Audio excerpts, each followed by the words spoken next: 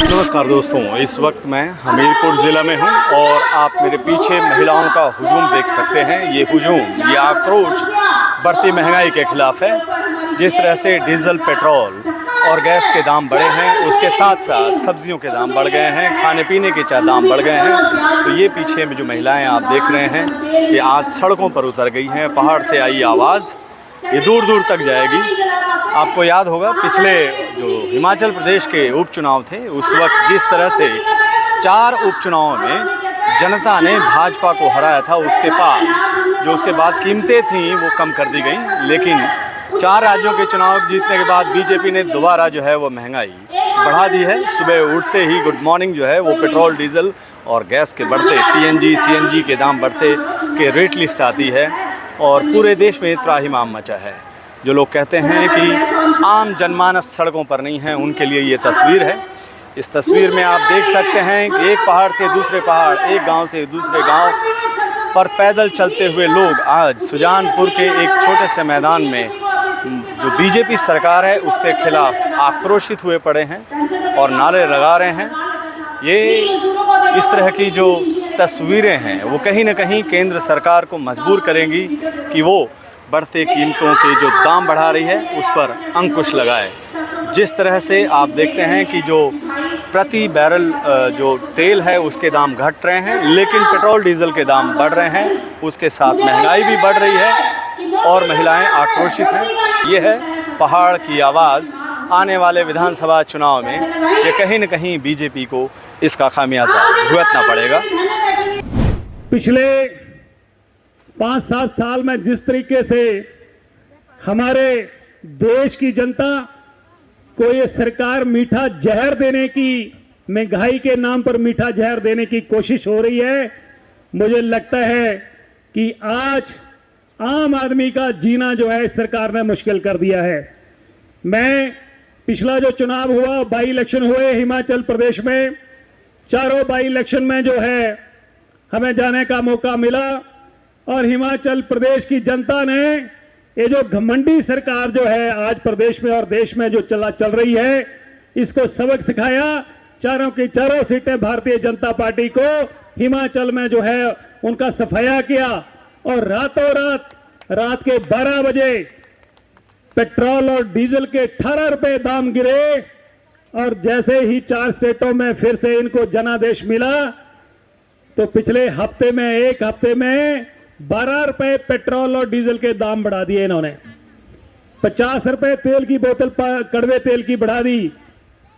70 रुपए में कड़वे की तेल की बोतल मिलती थी कि नहीं मिलती थी? जोर से बोलो। आज कितने में मिल रही है? 200, 240 की सस्ती हुई। और आपको गैस का सिलेंडर 400 रुपए में मिलता था कांग्रेस के समय कि नहीं मिलता था? आज कितने में हो गया? 1000 रुपया पार हो गया। लेखराज कह रहा था एक दिन के, तो मुझे 1035 रुपए में मिला। आपको सस्ता मिल रहा है? हैं? कितने रुपए? 600 से ज़्यादा रुपए इन्होंने बढ़ा दिया। तनख्वाह कितनी बढ़ी? आपकी आमदन कितनी बढ़ी? कम हुई है। इसलिए आमदन कम हो रही है, खर्चे बढ़ रहे हैं, इसलिए मुझे लग रहा मामला गड़बड़ होने वाला है। इसलिए अब समय आ गया है कि ऐसी निकम्मी, ऐसी लुटेरी, ऐसी धोखेबाज सरकार को जड़ से उखाड़ फेंकने का जो है वो समय आ गया है। क्या तैयार हैं आप? कितने लोग तैयार हैं? हाथ खड़ा कर दो जरा।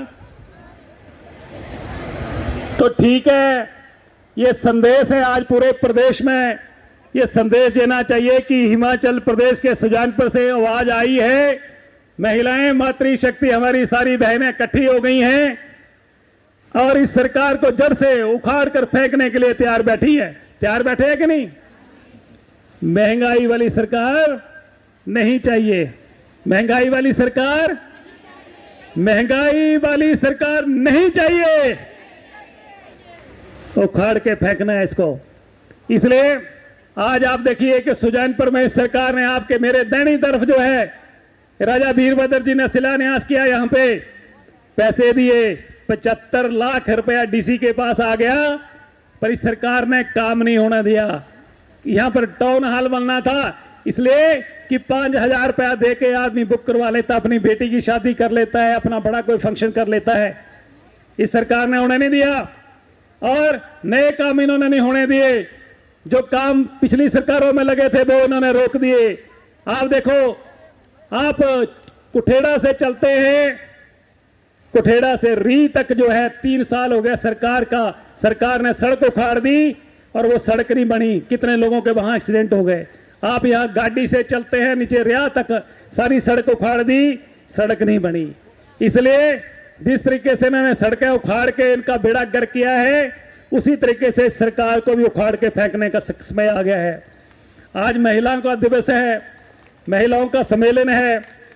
यहाँ पर हमारे अध्यक्ष महोदय जार साहब भी आए हैं। मैंने इनसे भी इनको निवेदन किया, मैं कहा जी आप भी अब रहने दो, समय हो गया है। अभिषेक ने भी बोलना था, उसको भी मैंने बोला कि आप रहने दो। इन दोनों ने कहा कि जो हम कहना चाहते हैं वो आप ही बोल दो। इसलिए मैं इनकी तरफ से भी आपके समक्ष हाजिरी लगा रहा हूँ कि चुनाव आने वाले हैं। हिमाचल प्रदेश में सरकार जो है वो कांग्रेस की बनने वाली है और इनका पूरी तरह सफाया होने वाला है। हमने कहा कि हिमाचल प्रदेश के कर्मचारी 2.5 लाख कर्मचारी आज सड़कों पे हैं।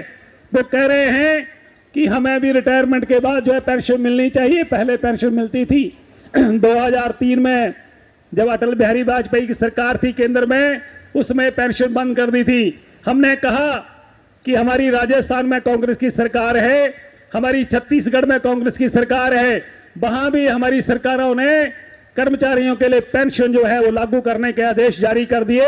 हिमाचल प्रदेश में सरकार बनने पर हमारी कांग्रेस की हाई कमान ने फैसला लिया है कि हिमाचल में भी सरकार बनने पर जो सरकारी कर्मचारी हैं उनको पहले जैसे पेंशन मिलती थी, हम भी यहां पर हिमाचल प्रदेश में पेंशन लागू करेंगे।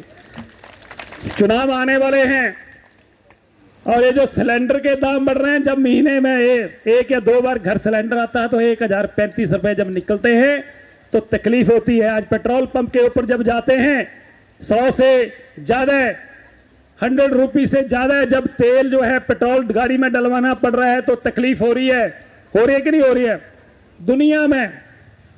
दुनिया में सबसे महंगा पेट्रोल, डीजल और गैस के किसी देश में दाम है तो हमारे देश में है। सबसे ज्यादा लूट जो है वो मची है पेट्रोल और डीजल और गैस को लेकर जो है, तो लोगों को लूटा जा रहा है। तो हमारी देश की मोदी सरकार लूट रही है, इसलिए इस सरकार को बाहर का रास्ता दिखाना है। तो एक बात तय है कि हिमाचल प्रदेश के चुनाव में महंगाई सबसे बड़ा मुद्दा है और बीजेपी के लिए ये मुश्किल वक्त होगा।